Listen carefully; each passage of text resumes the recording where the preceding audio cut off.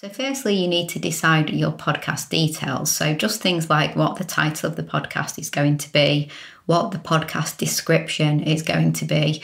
And to do this, really, you can just go ahead and look on iTunes or wherever you tend to consume podcast content, if you do consume podcast content, and just have a look at other examples and then form your own based on other examples.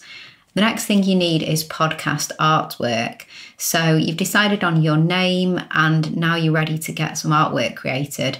So really, there's lots of ways that you can do this, from simply doing it yourself using something like Canva, or you can hire somebody to do it for you. So you could get a graphic designer to create you some podcast artwork.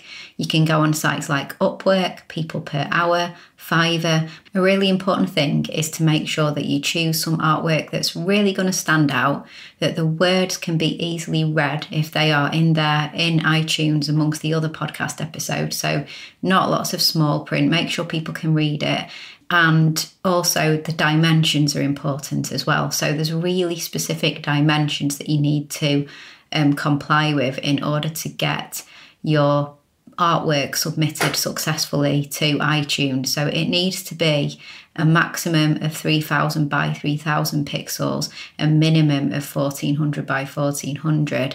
It should be a JPEG or PNG, and it needs to be in the RGB colour scheme as well. And it also needs to be under 500 KB as well. So the next really is not compulsory actually, but you may want to consider getting a podcast intro, outro. And in that case, it may just be music only, or you may decide to have music with a voiceover script.